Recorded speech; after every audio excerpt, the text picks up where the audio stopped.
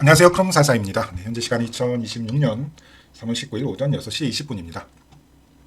현재 비트코인 가격은 71,341달러고요. 네, 새벽에 미국 연준의 FOMC가 있었습니다.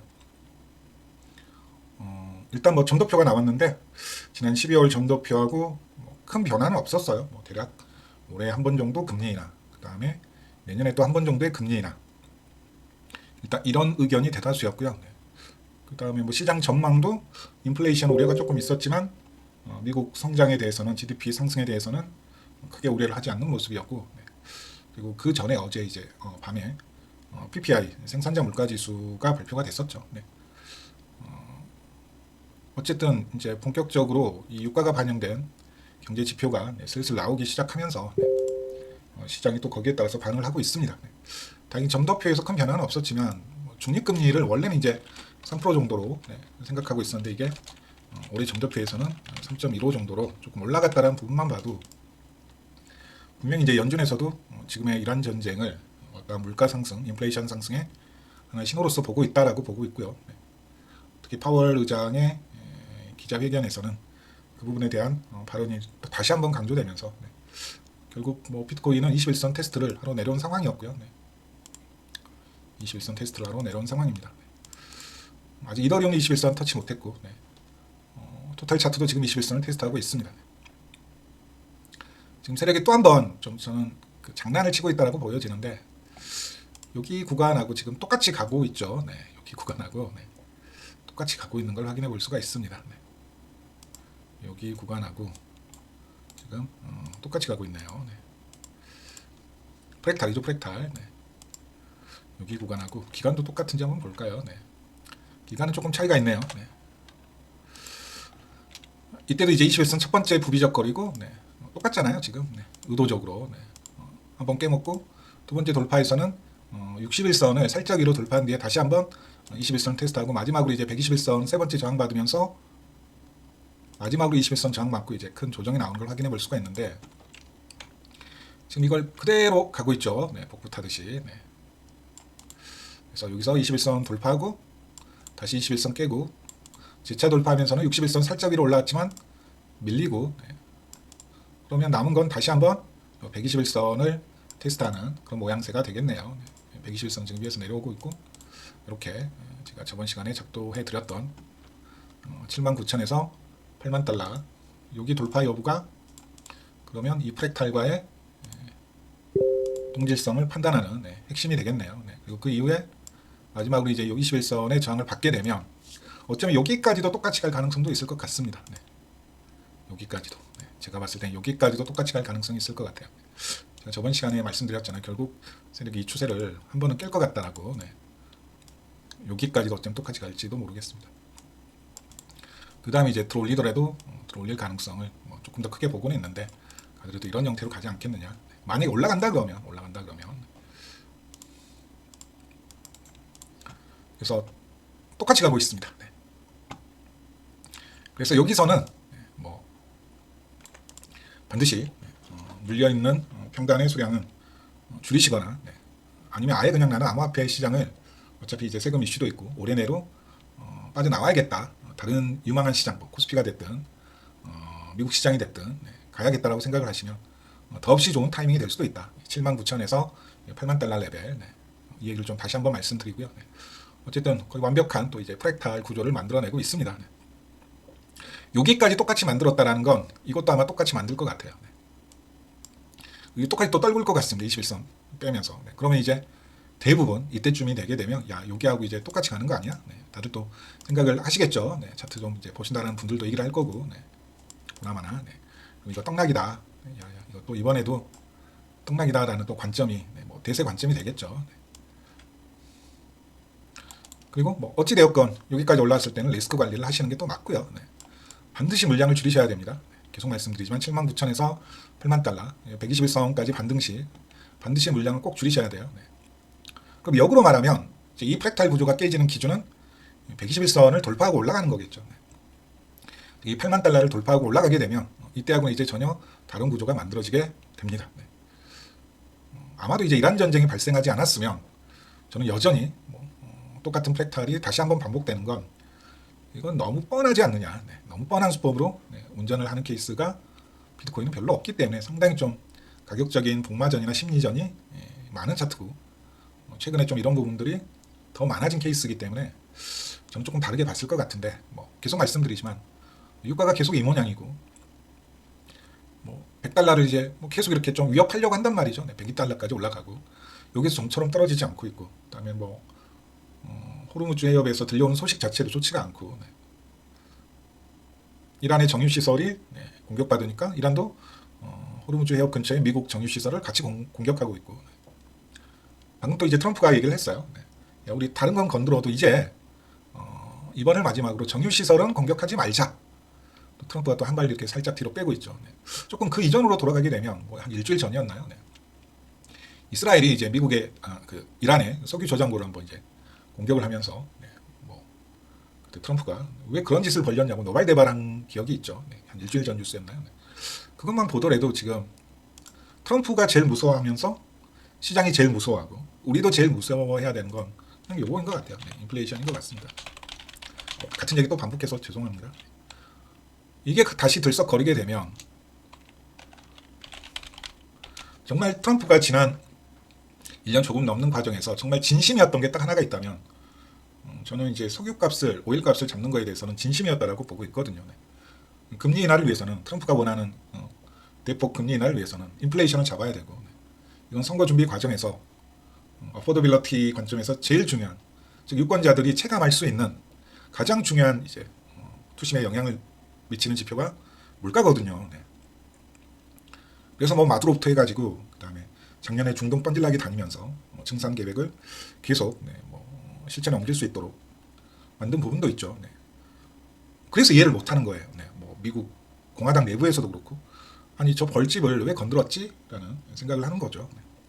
심지어는 지금 미국 내부에서 제법 조금 높은 위치에 있는 대테러 국장이라고 그랬나? 미국 대테러 국장이면 국토안보부에 있는 제법 영향력이 큰 직책이겠죠. 네. 뭐 CIA 국장, 뭐 FBI 국장 다음으로 네. 미국 대테러 국장이 이번에 공직에서 사임을 해버렸죠. 네. 이건 이스라엘 로비의 노란한 전쟁이다. 네. 나는 양심상 이런 전쟁을 지지할 수는 없다 하고 그냥 자리를 그냥 때려치고 나와버렸어요. 네. 뭐 공화당 내부, 그 다음에 뭐 미국 보수 진영 내부에서도 네. 이 전쟁을 대체 왜 한 거냐. 네. 원래 우리는 더 이상 의미 없는 동맹국의 전쟁에 발을 빼기로 한 거 아니냐. 그게 원래 마가의 기본 취지지 않느냐. 뭐 대놓고 이런 얘기가 나오고 있고 어쨌든 미국 내에서 전혀 동의를 받지도 지지를 받지도 못한 전쟁이라는 거죠. 덕분에 물가만 오르고 네.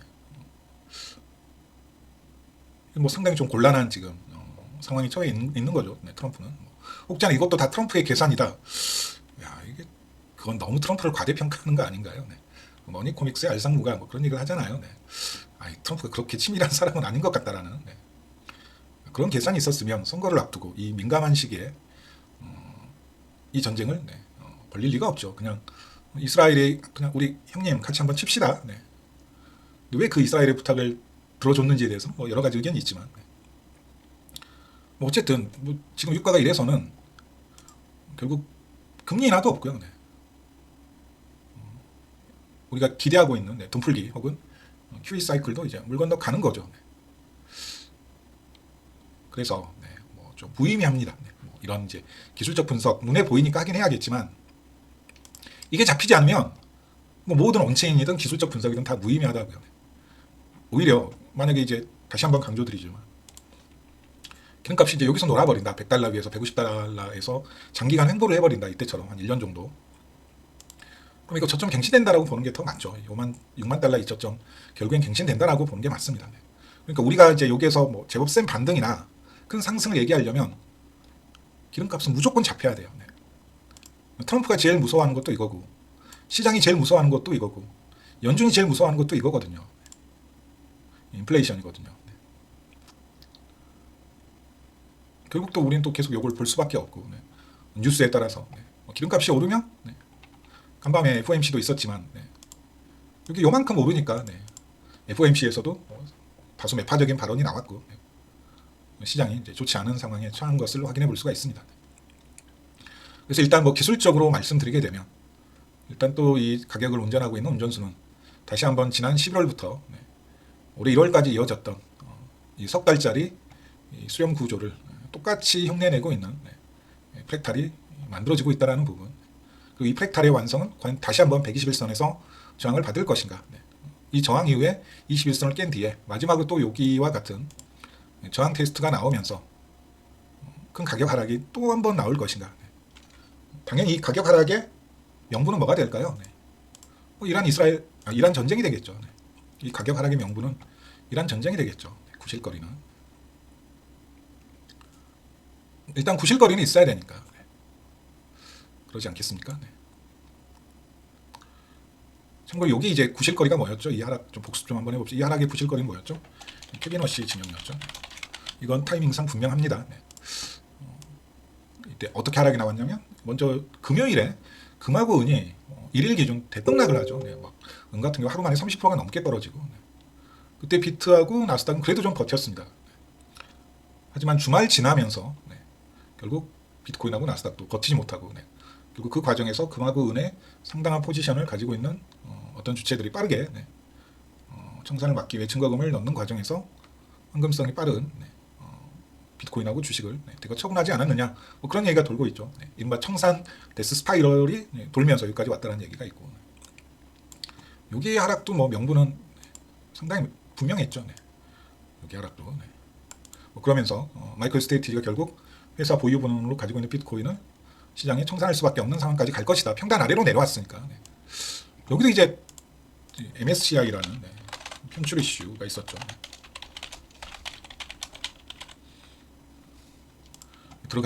지금 들어가 있죠.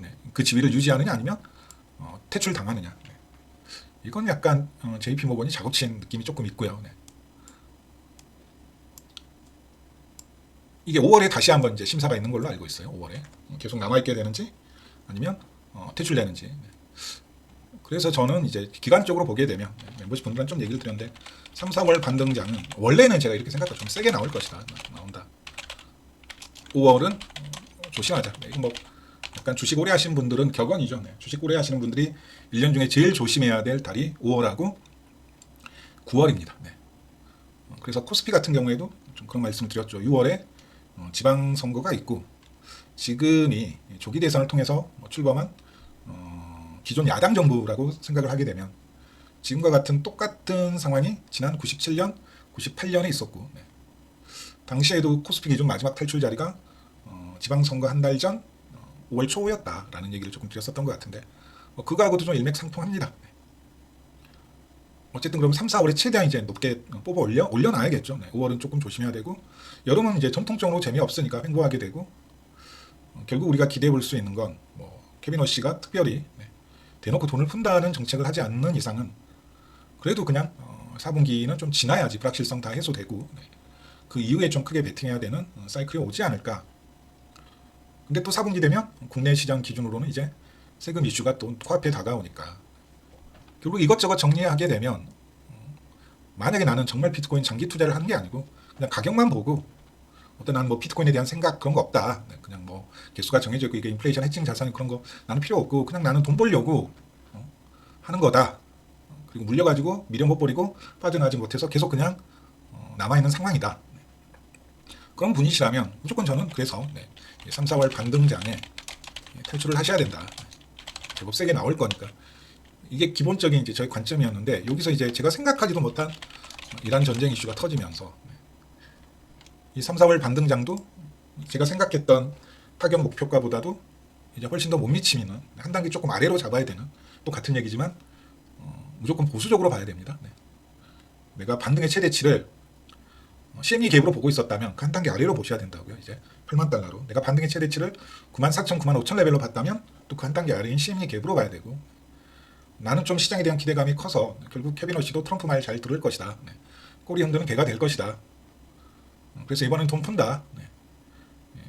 사이클은 깨졌다. 뭐 그런 관점이어가지고 난 떡반등을 보고 있다라고 생각되면 역시 한 단계 조금 낮추셔가지고 시장을 보시기를 조금 부탁을 드리겠습니다. 생각을 조금만 이제 해보면 만약에 여기서 이란 전쟁이 없었고 새로운 연준 의장 교체에 대한 기대감이 조금 한껏 부풀려져 있고 트럼프가 본격적인 선거 준비에 들어가면서 시장의 유동성을 풀 것이다라는 기대감. 실제 지금 연준의 대차 대조표는 지금 늘어나고 있죠. 좋은 신호라고요. 재무부의 TGA 잔고는 고점 찍고 살짝 줄어들고 있죠. 역시 좋은 신호라고요. 네. 우리가 뉴스로 접하지는 못하고 있지만 시장에 이제 슬슬 돈이 풀리고 있구나. 정책자금뿐만 아니라 연준을 통해서도 이제 QT를 중단했던, 벌써 QT 중단한 게 작년 가을이었잖아요. 효과가 나오고 있구나 라는 논리를 만들어낼 수가 있었습니다. 이란 전쟁이 없었으면 저는 반등이 이미 좀 꽤나 세게 왔을 거라고 생각을 합니다. 근데 여기서 이제 이란 전쟁이 발발이 되면서 결국 요게 지금 단순히 이제 이건 인플레이션의 문제가 아니라 여기 이제 저성장까지, 그나마 오늘 연준의 발표에서 저성장에 대한 우려는 없었어요. 물가하고 고용에 대한 얘기는 있었지만 저성장에 대한 우려는 없었다고요. 여기에서 이제 고용 박살, 실업률 상승이라고 할까요? 이거 세 개 더해지면 이제 우리가 제일 무서워하는 게 오죠. 리세션이 아니라 디프레션을 넘어서서, 리세션은 이제 경기 침체, 디프레션은 이제 좀 장기간 경기 불황, 그보다 더 무서운 게 있잖아요. 답도 없는, 시장에 돈을 이제 쏟아 부어도 더 이상 통하지도 않는 이 에세이 공포, 스태그플레이션 얘기가 그래서 계속 나오는 거거든요. 그래서 금값도 뭐 떨어지고. 제가 뭐가 아쉽냐면 지금 3월 기간 동안 금 대비 비트코인 퍼포먼스가 정말 좋아요. 뭐 이유 여하를 막론하고 지금 외부 자금 수혈 없이도 기존의 자산 포트폴리오 변화 과정에서 금이 가지고 있는 어떤 유동성 포지션을 분명히 비트코인이 지금 먹고 있는 상황이었거든요. 근데 거기에서도 이제 전쟁이 나버리니까 결국 우리는 트럼프 탓을 할 수밖에 없습니다. 이 모든 상황이 그냥 또 이제 뭐 트럼프 때문에 이렇게 된 거거든요. 이란 전쟁 그거 하나로. 그냥 이스라엘이 형님 같이 한번 때립시다. 지금 아니면 기회도 없어요. 작년에 뭐 이란 내부에서 동기 일어난 거 아시죠? 우리가 한번 엉덩이 한번 살살 긁어 줍시다. 뭐라고 지금 꼬셨는지는 모르겠지만 결국 이제 뭐 아차 싶어가지고 트럼프 마음대로 전쟁을 끝내려고 하는데 상대는 페르시아입니다. 페르시아의 후손들이에요. 시합하고 걔네들은 죽음이 곧 순교죠. 순교. 숭고하다고요. 그러니까 답이 없습니다. 우리들의 시선으로 어떤 무종교 또는 뭐 기독교인의 시선으로 이해할 수가 없는 집단이라고요. 이건 선악의 논리가 아닙니다. 그냥 그 몇 살짜리 꼬맹이가 검문소에 그냥 폭탄 돌돌 둘러매고 그냥 들어가 버린다고. 정말 끔찍하지만 종교적으로 무장이 돼가지고 이건 테러가 아니고 순교라고요. 순교. 하메이니는 정말 최고의 죽음을 맞았다라는 중동 전문가의 그 표현이 있던데 답이 없습니다. 결과가 정해졌어요. 길게 가면 이건 어떻게 나오는지 그냥 답이 정해져 있어요. 뭐 일본은 그냥 뭐 미사일이고 폭탄이고 다 때려 부어가지고 그냥 뭐 석기 시대로 만들면 끝 아니냐 뭐 그런 말도 안 되는 얘기를 하시는 분도 계시던데 전쟁은 무기로 하는 게 아니고 돈으로 하는 거고요. 돈 없이는 전쟁도 못 합니다.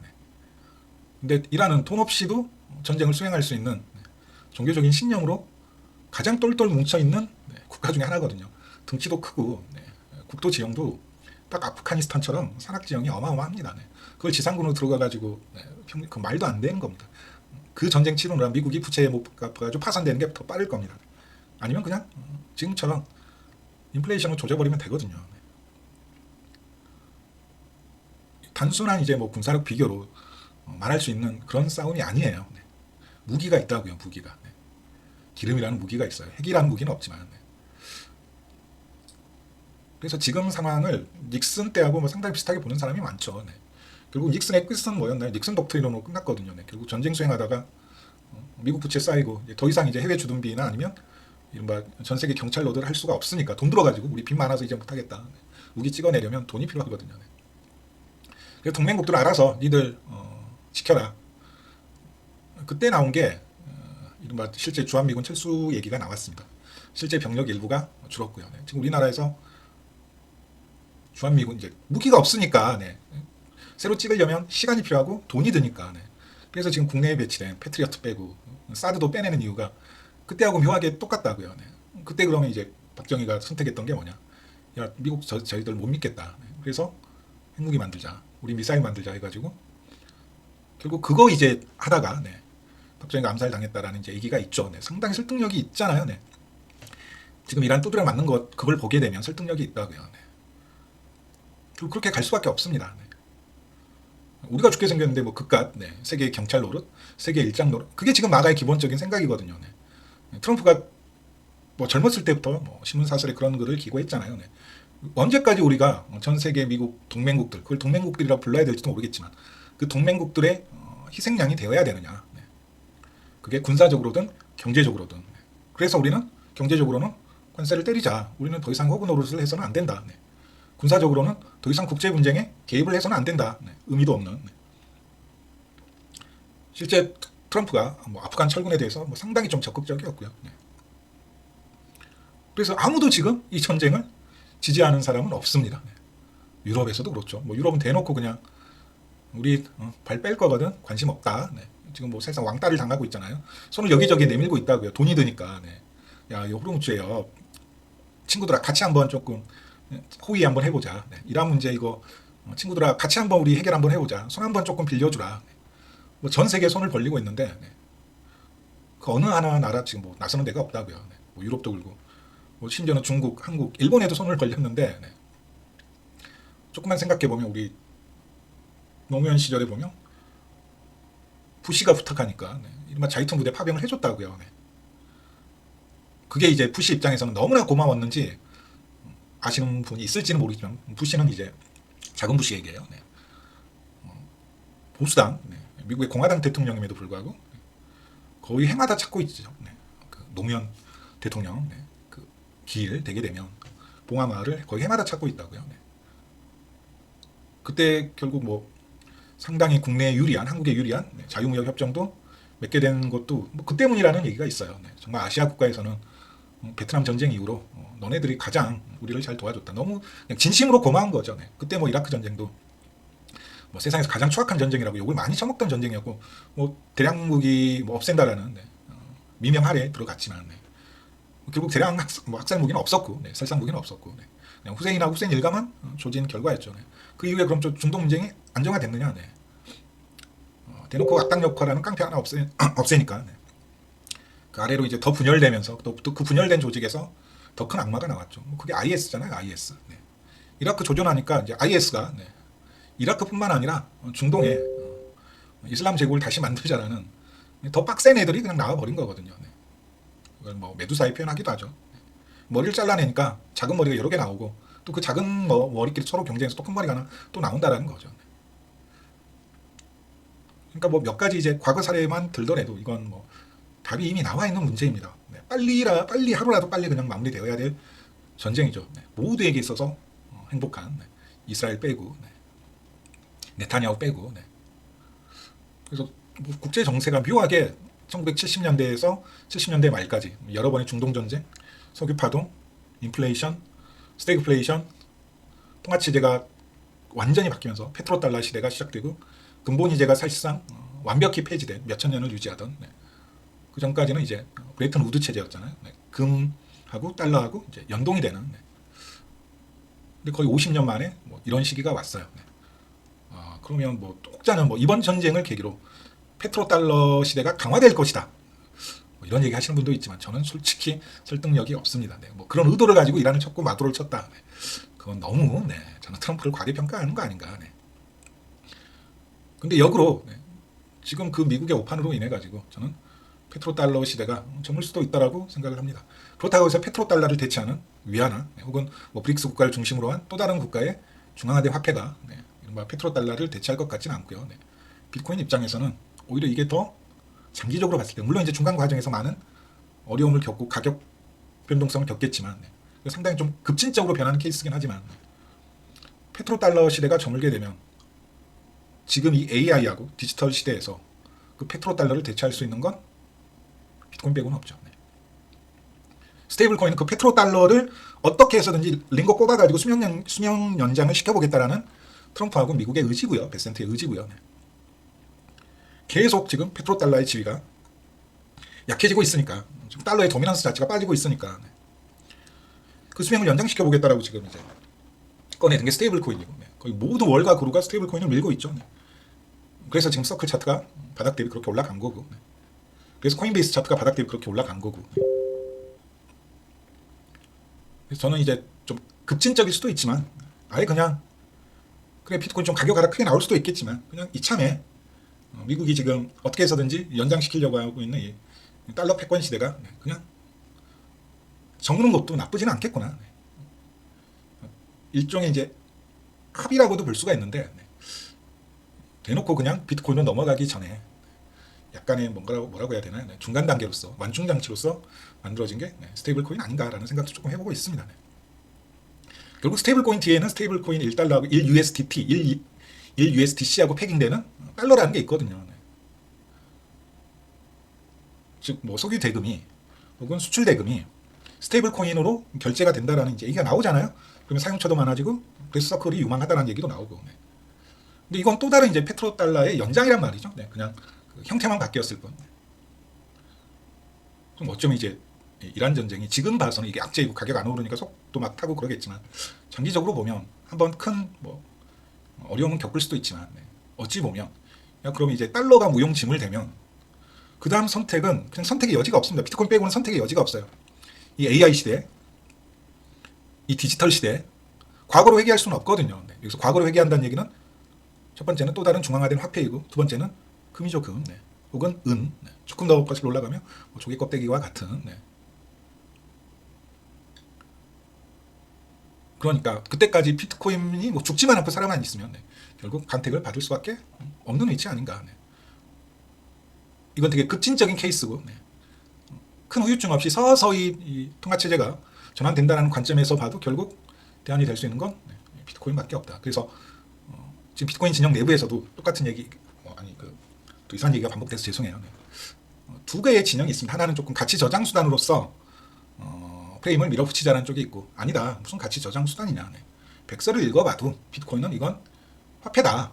가치 저장 수단이 아니라 실제 사용이 되고 결제가 되고 지금 베네수엘라가 아니죠. 베네수엘라는 그 WBC 우승하고 마두로 대전이었고 그것도 되게 재밌지 않습니까? 결승전에서 하필 베네수엘라하고 미국하고 붙은 것도 어쨌든 일부 국가에서 이제 시범적으로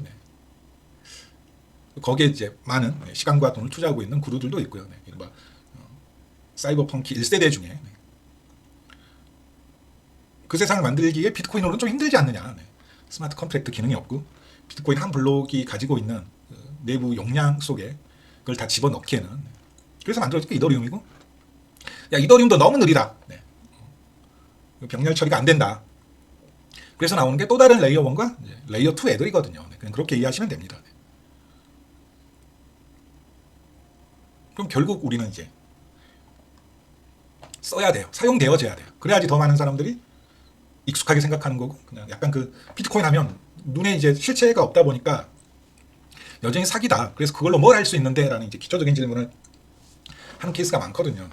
그래서 뭐 저도 이제 불과 이제 몇 년 전에는 디지털 골드라는 개념에 조금 더 집착했다면 시간이 지나면서 저도 이제 뭐 장기적으로 비트 맥시화 되다 보니까 좀 급진적이긴 하지만 결국 이건 달러 밟고 올라서야겠구나. 라는 이제 생각을 할 수밖에 없습니다. 어찌 보면 미국의 이익과는 상당히 조금 반대되는 상황일 수도 있지만 그마저도 지금 미국 쪽에서 비트코인에 대한 운전대를 잡고 있고 정말 연방 정부에서 혹은 주 정부에서 비트코인을 전략 준비 자산으로 매입을 고려하는 제도권에서 그런 얘기가 나오고 있는 상황이기 때문에 이게 또 막상 또 미국의 이익과 배치되지도 않는 그런 상황이 된 거죠. 잠깐 얘기가 셌는데 근데 여기서 가격 하락하면 비트코인은 끝이다. 저는 그 생각에도 동의하지는 않는다라는 거.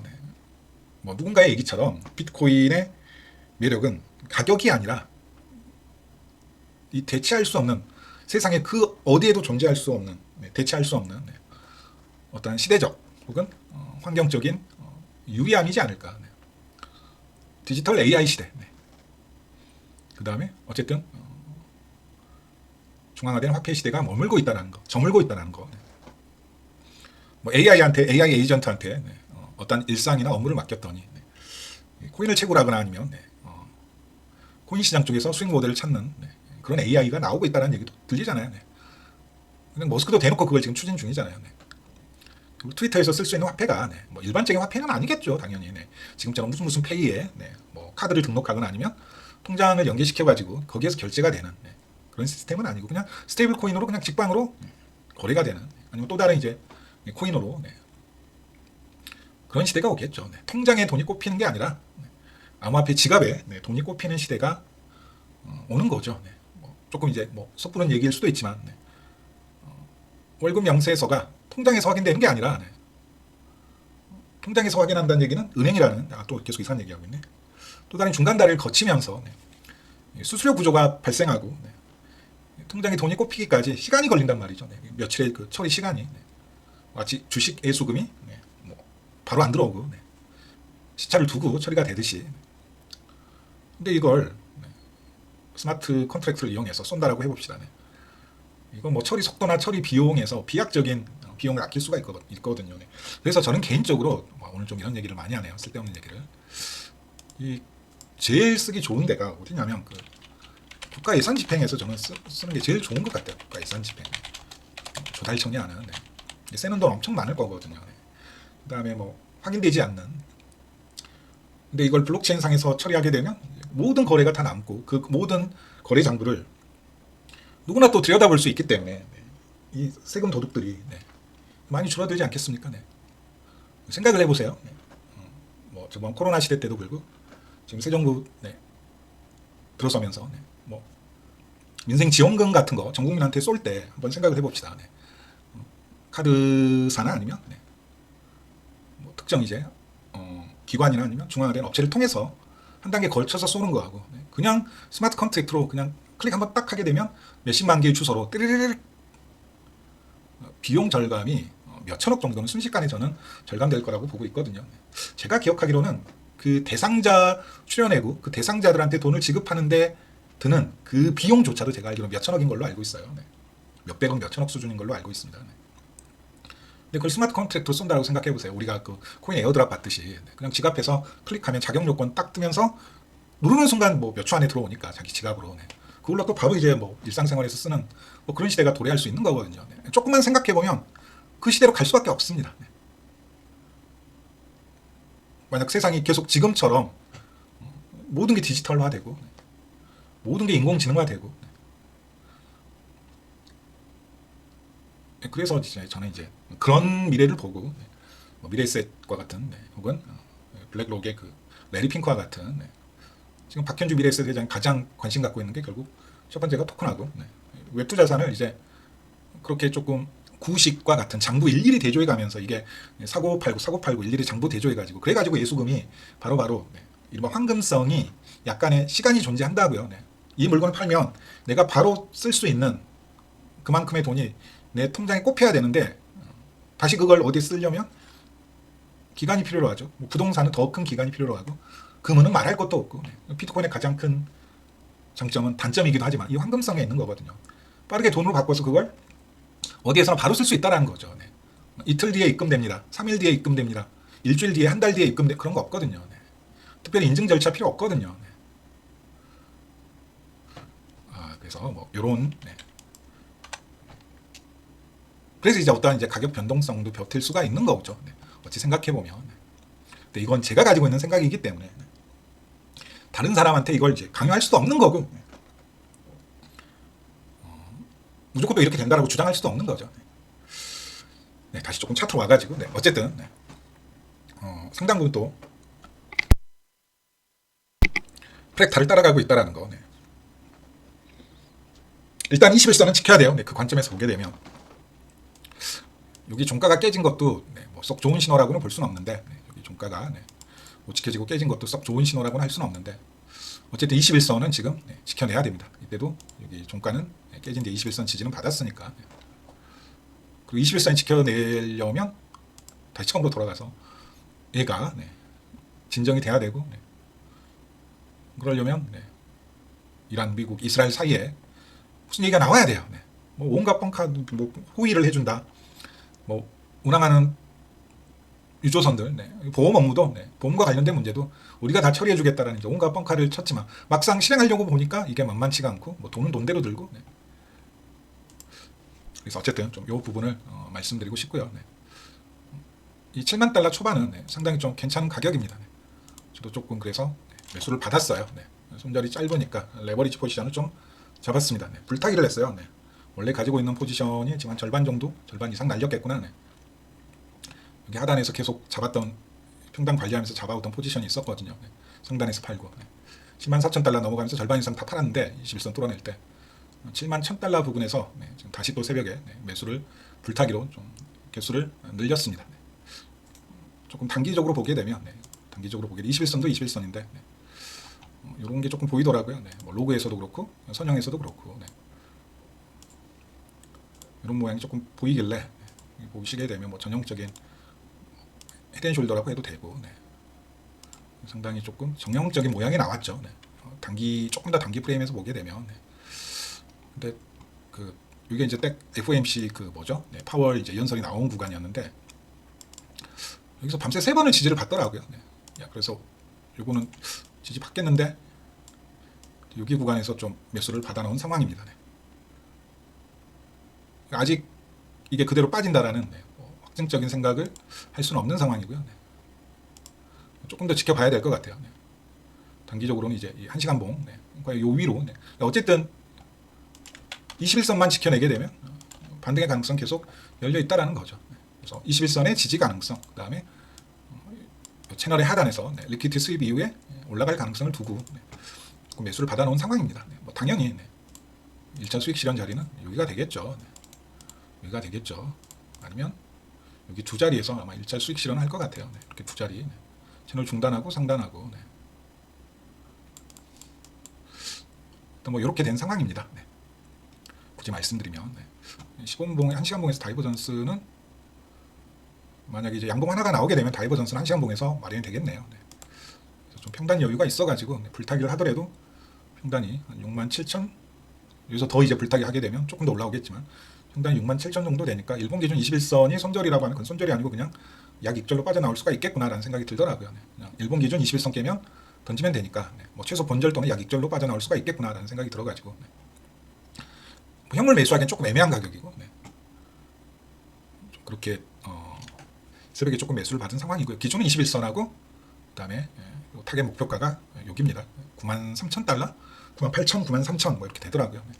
로그로 봐도 그렇고 선형으로 봐도 그렇고 이더리움 상황이 좀 더 좋습니다. 이상 얘기 많이 했는데 여기까지 하고 마칠게요. 뭐 온체인 상황 여전히 좋고요. 그냥 이란 문제하고 오일 가격 또 거기에서 파생된 오늘 FOMC의 이른바 중간금리 0.15% 정도 살짝 올라갔다라는 거.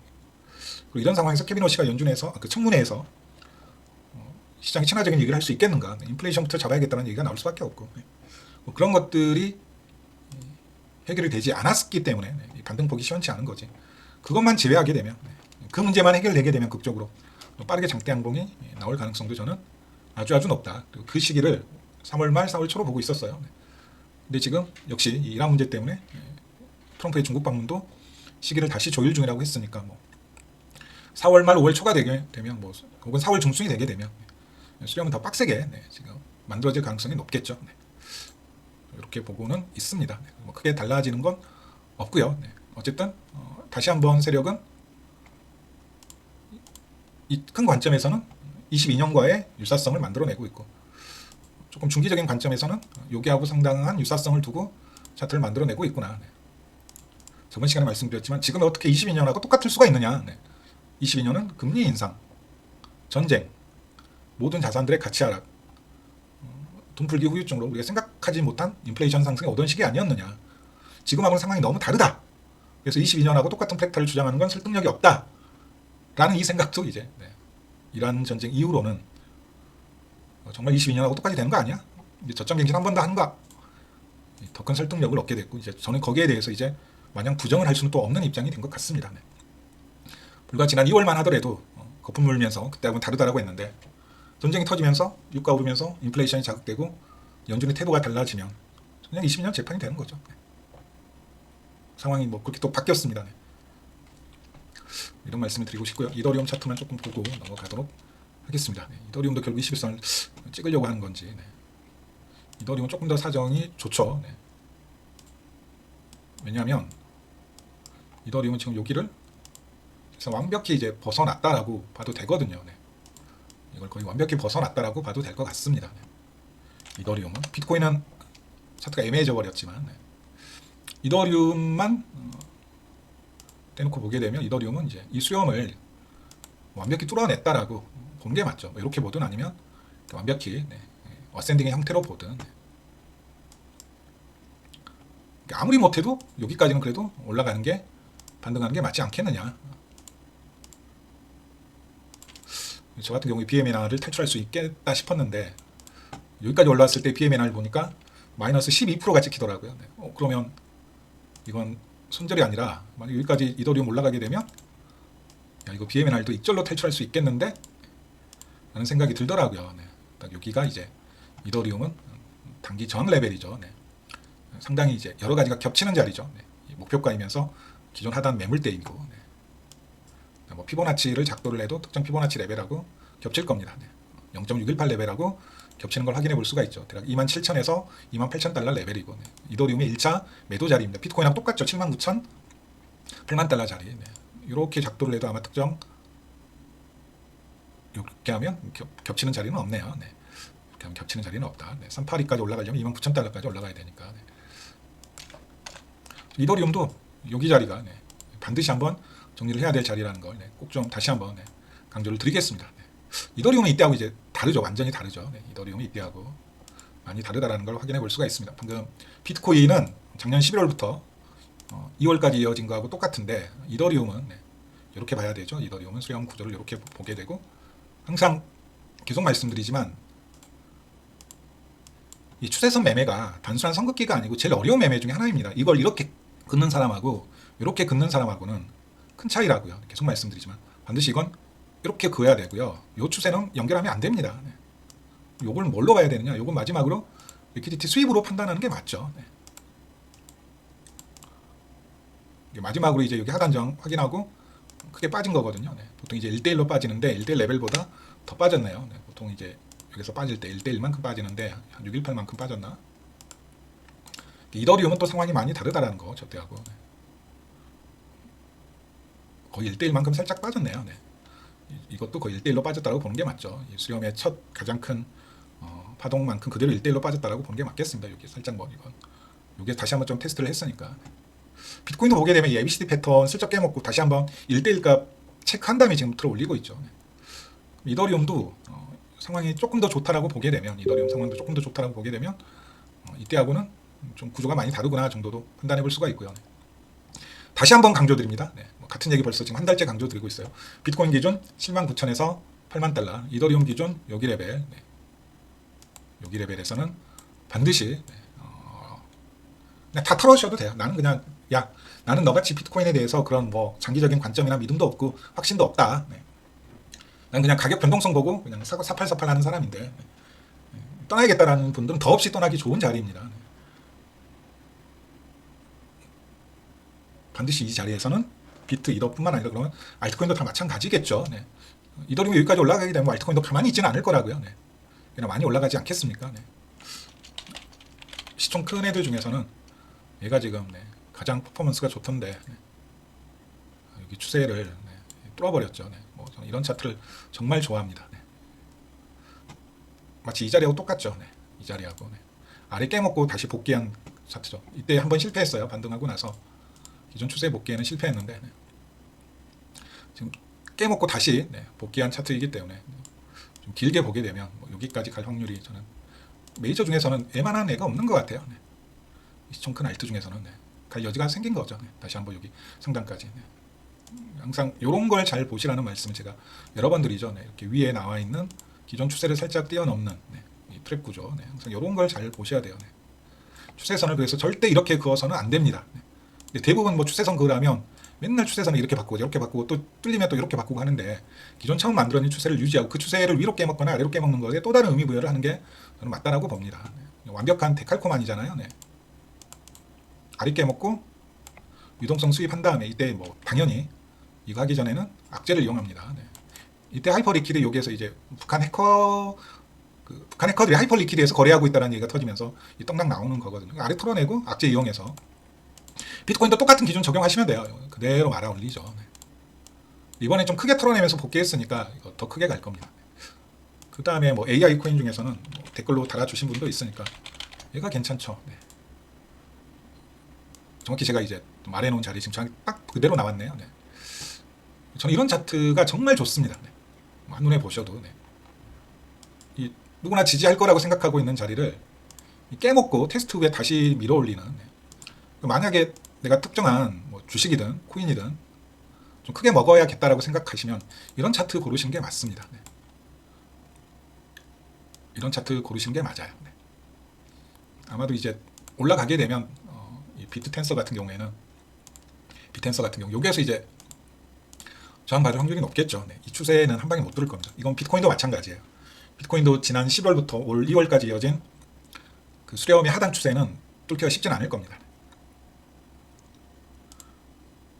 뚫기는 쉽지는 않을 겁니다. 네. 여기를 이제 못 뚫는다는 얘기예요. 올라가더라도 네.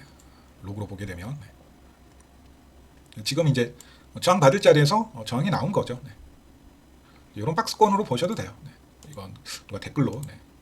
물어보신 분이 있어가지고 네. 이런 박스권으로 보셔도 되죠. 아래 털고 위에 털고 다시 아래 털고 그러면 여기까지는 봐야겠고 좀 더 크게 보면 이 트렌드 라인 있잖아요. 이 트렌드 라인까지는 본 게 맞죠. 네.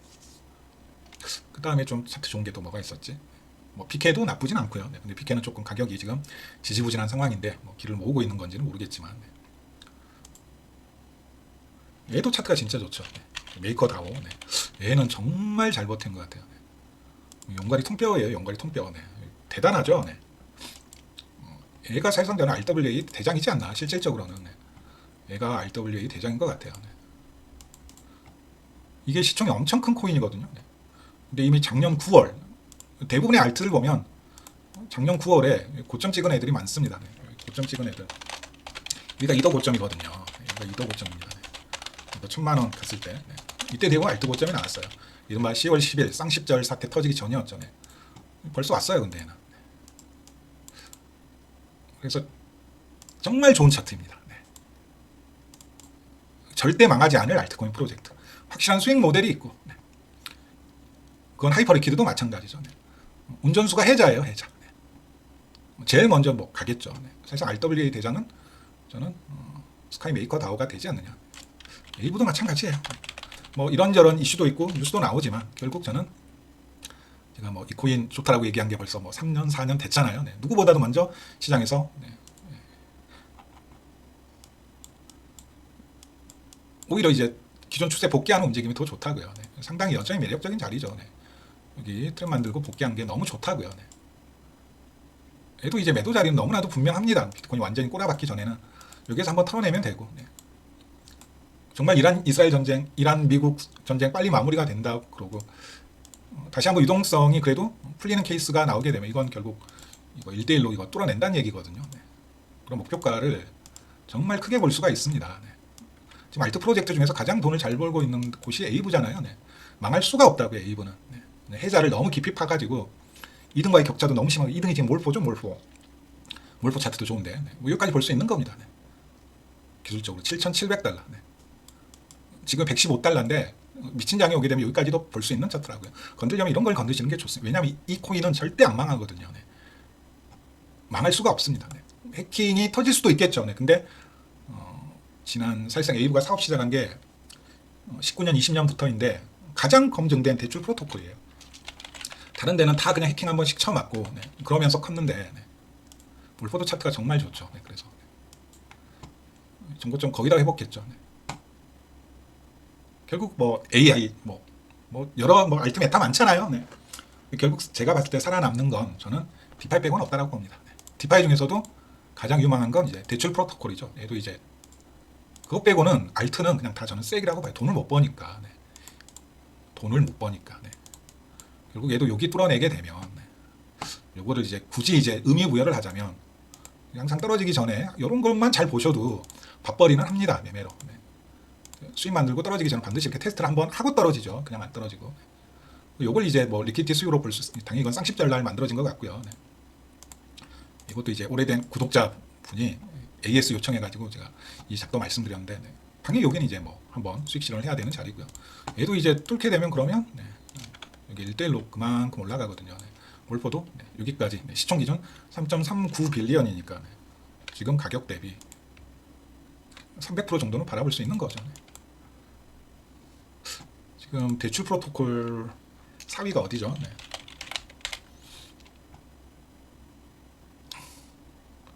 대출 프로토콜 4위, 실업은 아직 바닥키고 있고.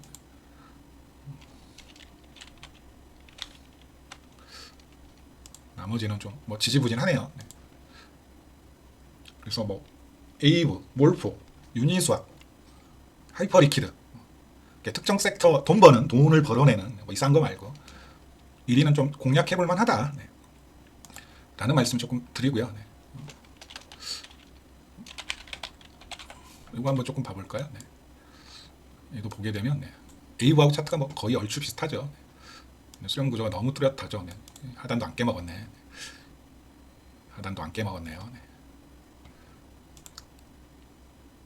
결국 믿을 건 저는 디파이 사야 된다고 하면 디파이 밖에 없는 것 같고 믿을 건 결국 디파이 빼고는 없다. 네. 그게 암호화폐가 사는 길이다. 네. 디파이 중에서도 조금 더 한정하자면 수익 구조가 너무나도 명확한 네. 하락장에서도 돈을 벌고 청산이 일어나면 더 많은 돈을 버는 네. 레버리지 시대, 대레버리지 시대에 돈을 쓸어 담을 수밖에 없는 네. 대출 프로토콜이지 않나. 네. 그래서 최근에 어떤 대출 프로토콜이 잘 나가고 있는지 네. 어떤 그 프로젝트들이 네. 웹2 자산을 웹3로 올려가지고 많은 거래량과 함께 수수료 수익을 내고 있는지를 네. 관찰하시면 네. 좋지 않을까. 네. 관찰하시면 네. 좋지 않을까. 네. 매력적인 자리잖아요. 이 하단은 네. 한눈에 보셔도 네. 상당히 매력적인 자리라는 걸 알 수가 있습니다. 네. 아무리 못해도 여기까지는 볼 수 있는 거죠. 여기까지 네. 여기 상단이 아니라 여기까지 봐야죠. 네. 여기까지는 볼 수 있는 거죠. 네. 정말 케빈 워시가 도와주고 트럼프가 뻘짓 안 하고 이란 전쟁이 조기 마무리가 된다 그러면 야 이거는 좀 이제 생각하기 힘든 수준만큼 크게 갈 수 있는 거죠. 여기서 전 한번 봤겠지만 네. 상상하기 힘든 수준만큼 갈 수 있는 거죠. 네. 결국 뭐 아까도 말씀드렸지만 블록체인은 금융 생태계로 가야 돼요. 네. 그럴 수밖에 없습니다. 네. 결론은 블록체인은 뭐 비트코인도 마찬가지고 네. 그냥 뭐 디지털 골드라는 논리가 있긴 있는데 네. 결국 네. 지향점 분명하다라고 저는 생각이 듭니다. 네. 지향점 분명하다. 네. 비트코인은 디지털 골드가 아니라 저도 처음에는 그 관점이었는데 네. 이건 쓰여야 돼요. 사람들에 의해서 네. 그 모든 이제 레이어 1이 가지고 있는 숙제이죠. 숙제입니다. 네. 그래서 알트를 하시면 메인은 탈중앙화된 금융 생태계 쪽으로 네, 포지션을 잡으시라. 왜냐하면 웹2 애들이 제일 관심 많은 게 그거잖아요. 네. 조금만 기억을 되돌려 보세요. 네. 트럼프 일가가 이 암호화폐 쪽에 발을 들이면서 월드 리버티 파이낸스라는 네, 회사를 통해 제일 먼저 관심 가진 게 비트코인, 이더리움, 그 다음에 세 번째가 에이브였어요. 에이브. 네. 물론 아직 좀 가격이 미천하긴 하지만 네, 에이브였다고요. 네. 재밌지 않습니까? 네. 이 차트도 네. 지난 6만 달러 구간은 단순히 비트코인 차트뿐만 아니라 다양한 관점에서 여기 정도 한 번 정도 네, 긁어볼 만한 자리잖아요. 네. 결론적으로 말씀드리게 되면 네. 여기 자리는 한 번 정도는 네, 긁어볼 수 있는 자리였다고요. 네. 목표가는 크게 두게 되면 이런 레벨까지 두고 네. 이런 레벨까지 두고 알트들 뭐 상당 부분 올라갈 수 있으니까 네. 저는 이 차트가 참 중요하다고 생각하는데 네. 무슨 얘기 하려고 하는지 아시겠죠? 네. 무슨 얘기 말씀드리려고 하는지 아시겠죠? 네. 이거 뚫으면 좀 네, 희망회로 돌릴만 하다고요. 네.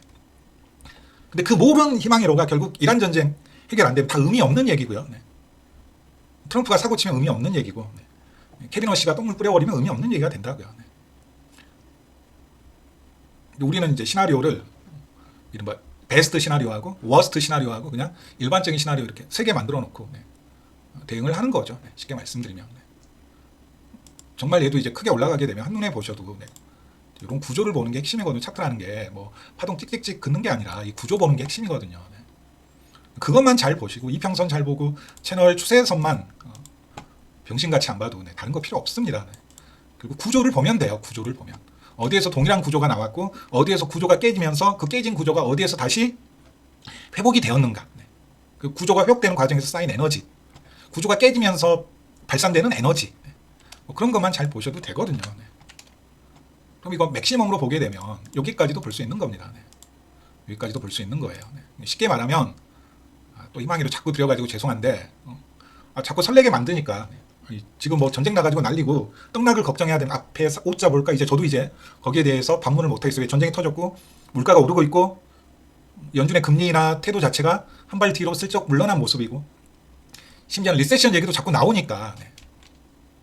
이제 저도 거기에 대해서 대놓고 이제 뭐 반론을 제기하지 못하겠습니다. 2022년하고 프랙탈에 대해서 이제 그것도 설득력이 있다라고 저는 말할 수밖에 없어요. 상황이 이렇게 됐으니까. 근데 한편으로는 정말 이 변곡만 뚫어내게 되면 제가 말씀드리고 싶은 게 뭐냐면 이게 보이니까 자꾸 네, 이거 보이거든요. 이게 보이니까 이게 보이거든요. 자꾸. 네. 혹은 이제 저점 찍었을 때가 비트코인 저점 찍었을 때가 기준으로 말씀드리게 되면 비트코인 저점 찍었을 때 기준, 여기 쌍십자를 그냥 기준으로 말씀드릴게요. 네. 그럼 이걸 먹을 수 있는 거거든요. 이걸. 네. 이더리움 정고가 돌파된다는 얘기입니다. 네. 쉽게 말씀드리면 이더리움 정고가 돌파된다는 얘기예요. 네. 이 구조가 또 보이시잖아요. 아직도 이제 이 구조 안 보이면 좀 곤란한데 네. 만약 이렇게 된다 그러면 또 이제 이런 이제 박스권 또 큰 구조가 하나 만들어지죠. 네. 보시게 되면 네. 박스권 구조가 또 하나 보이잖아요. 네. 당연히 하단 깨먹었으니까 네. 상단 슬쩍 뚫는 척 혹은 기존 이걸 조금 더 크게 보게 되면 네. 여기가 이제 마지막으로 이제 털어내는 구간이거든요. 네. 떡락하기 전에 루나 사태 터지기 전에 이 직각 나온 게 루나 사태 때 나온 거예요. 네. 대부분의 세력들은 여기에서 이제 정리가 됐다는 얘기고 네. 그럼 최대치로 보게 되면 높은 확률로 이제 여기까지도 갈 수 있으니까 네. 우리가 이제 매매하는 관점에서는 이걸 이용해서도 알트코인 이제 정말 이쁘게 매도할 수 있는 자리 딱 세 자리 나오거든요. 네. 1번 자리, 2번 자리, 3번 자리. 다시 1, 2, 3번. 네. 중간에 하나 정도 더 넣게 되면 뭐 여기 정도 되겠네요. 네. 이렇게 딱 네 자리 나오거든요. 네. 뭐 이렇게 되겠죠. 테스트하고 5월이 될 가능성이 높아요. 계속 말씀드리지만 뚫었으니까 또 테스트하러 내려오고 네. 9월이 될 가능성이 높아요. 네. 그 다음에 중간선거 이후에 불확실성 해소되면 뭐 여기까지 날아가는 네. 연말까지 해서 급상승하는 네. 뭐 이런 그림을 그려볼 수 있는 거거든요. 네. 여기에서는 무조건 이제 네. 뭐 세금 이슈든 뭐든 네. 근데 이건 제가 가지고 있는 관점이고 네. 저는 이렇게 도미넌스 차트를 이용해가지고 누구보다도 먼저 네. 시장을 분석하고 또 뭐 매수와 매도의 기준으로 삼았던 사람이니까 저는 확신이 있는데 다른 사람한테도 그렇게 하시라고 말씀드릴 수는 없다고요. 네. 그래서 다시 한번 강조드리지만 다시 한번 또 강조드립니다. 비트코인 기준 79,000에서 8만 달러 왔을 때 이더리움 기준 대략 뭐 27,000달러 플러스 마이너스 10% 감안하시고 5% 감안하시고 네. 즉 27,000이 기준이라는 얘기는 1,000달러 위인 28,000도 갈 수 있고 살짝 그 아래인 네. 그리고 다시 한번 좀 이제 생각 정리를 하셔야 돼요. 네. 뭐 이미 이제 이 시장 떠나신 분이 많으시겠지만 계속 남을 건가? 네. 이제 세금은 피할 수가 없어요. 네. 이 시장 가장 큰 메리트가 사라지는 겁니다. 네. 그러면 그런 상황에서 남으려면 최소한 비트코인하고 이 시장에 대한 미래 가능성에 대한 확신 없이는 이 가격 변동성을 버틸 수 없을 거고 뭐 나중에 이제 뭐 복귀해가지고 올라타게 되면 대부분 또 과거처럼 상투머리 잡게 되겠죠. 네.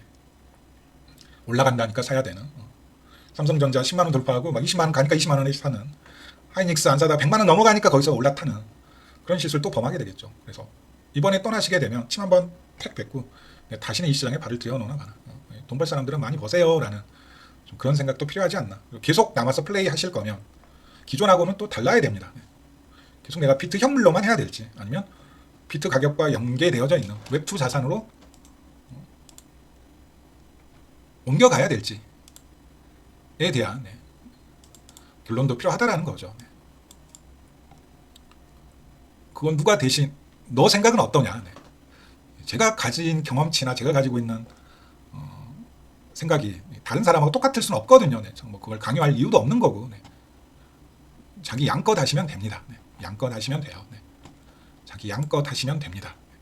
믿음의 수준만큼 장기 홀딩 하시면 되고 믿음의 수준만큼 적립식으로 계속 모아 가시면 돼요. 그게 없다 그러면 미련 갖지 마시고 혹시나 또 막 과거처럼 막 불장 나와가지고 나는 또 이제 빨리 털어가지고 못 먹고 뭐 그런 생각하지 마시고요.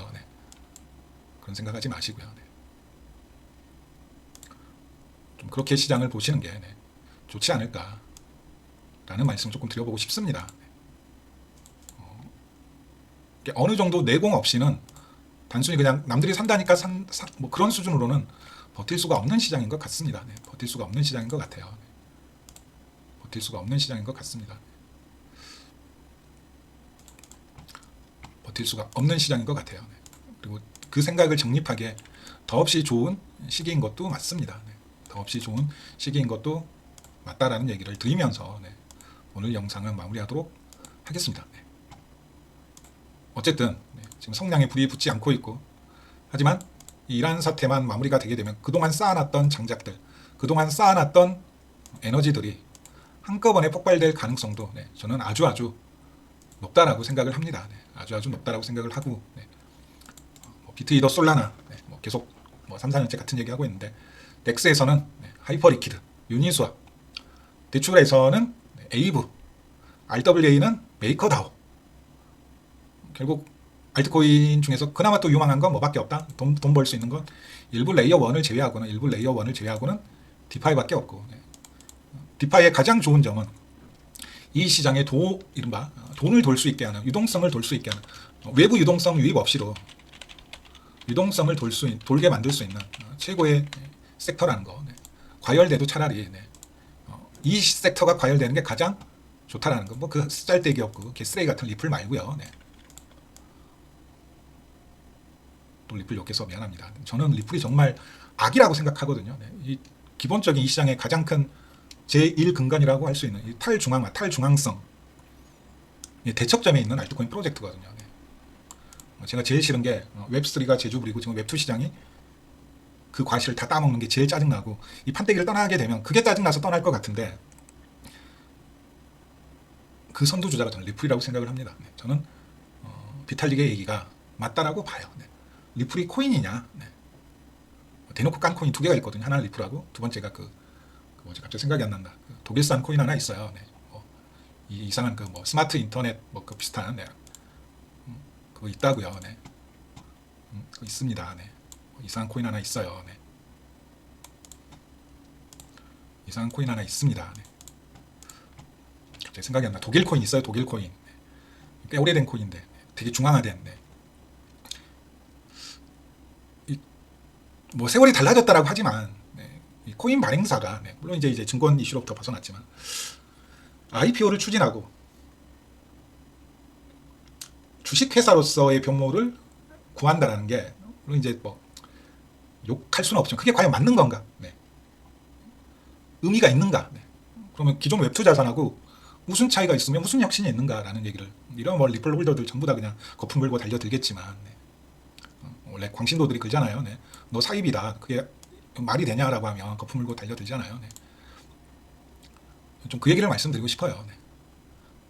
게시판에도 올렸지만 왜 이 자산이 어떤 상태고 어떻게 가야지 좀 사람의 매력을 끌 수 있고 힙할 수 있는가. 네. 그럼 그 주식하고 똑같네. 그럼 주식하지 뭐하러 크립토를 합니까? 이런 반문에 대해서 누군가 이걸 물어봤을 때 야 그거 그럼 주식하고 똑같자는 거잖아. 그럼 주식하지 뭐하러. 야 크립토만이 가지고 있는 이 엣지 자산으로서의 네. 설명할 수 있어야 되거든요. 네. 저는 그 설명에 제 일이 좀 탈중앙화라고 얘기를 하거든요. 네. 실제 친구들 그 논리로 설득한 케이스가 있습니다. 네. 중앙화되지 않았으니까 네. 지정학적 리스크에서 내가 내 자산을 지킬 수 있는 거고 네. 탈중앙화되지 않았으니까 네. 뭐 심지어는 인터넷 같은 경우에도 특정 클라우드가 이제 먹통이 되게 되면 사용을 못 한다고요. 네. 카카오 그 예전에 판교에 데이터 센터 불났으니까 불난 뒤로 어떻게 되나요? 네. 카카오 먹통이 되잖아요. 네. 그 국가 데이터 센터 불나니까 어떻게 되나요? 행정 업무가 그냥 마비가 돼 버리잖아요. 네. 이 탈중앙화돼 있다라는 건 단순히 그냥 뭐 여러 사람이 쪼개져 가지고 자산을 골고루 나눠 가지고 있다 뭐 그런 기계적인 탈중앙화 말고요. 네. 어디 한쪽에서 네. 시스템이 무너졌다라고 해서 전체 시스템이 무너지거나 파괴되지는 않거든요. 블록체인은 네. 특히 비트코인 같은 경우에는 네. 뭐 이더리움 약간 이제 중앙화된 성격이 있죠. 비트코인에 비하면 더. 네. 하지만 뭐 리플 이런 거에 비하면 어쨌든 그 비탈릭은 탈중앙화에 대한 가치를 버리지 않았으니까 네. 계속 웹2에 먹힘에도 불구하고 야 이제 우리가 살 길은 탈중앙화를 포기하고 웹2하고 철저하게 그냥 서로 꽁냥꽁냥 하면서 똑같이 웹2화 되는 것이다. 그러면 크립토의 매력은 없다니까요. 그 누구 저마저도 그러게 되면 저는 이 판때기를 떠날 거라고요. 만약에 이미 ETF 통과되면서 크립토 시대를 끝났다. 이제 과거에는 엄청난 이제 비트코인 맥시였는데 ETF 통과되면서 웹2들이 이제 손때가 묻으면서 이 자산의 매력은 사라졌다라고 얘기하는 사람도 있는데 그럼에도 불구하고 아니 웹2 놈들이 왜 웹3의 저 매력을 느꼈을까 역으로 생각해 보면 돼요. 그럼 웹2 놈들이 느꼈을 이 웹3 자산의 매력이 웹3 스스로 포기한다면 그건 일반 웹2 자산하고 무슨 차이가 있겠습니까? 차이가 없으면 그냥 다 쓰레기 10스캠이 되는 거죠. 네. 그럼 그 차별성의 제1 가치는 뭐라고요? 죽으나 사나 탈중앙화입니다. 네. 죽으나 사나 탈중앙화. 그래서 하이퍼 리퀴드가 되는 거예요. 잘 가는 거예요. 돈을 그냥 쓸어 담는 거고. 왜냐고요? 신분증 요구하지 않잖아요. 하이퍼 리퀴드에서 거래하는데 주민등록증 찍어와라. 실명 인증해라. 주기적으로. 네. 너 어디에서 얼만큼 뭘 샀니? 자금 출처 요구하지 않잖아요. 네. A부에서 대출 넣고 대출 받을 때 신분증 요구하지 않잖아요. 네. 그냥 담보만 있으면 대출해 주잖아요. 네. 너 직장이 어디니?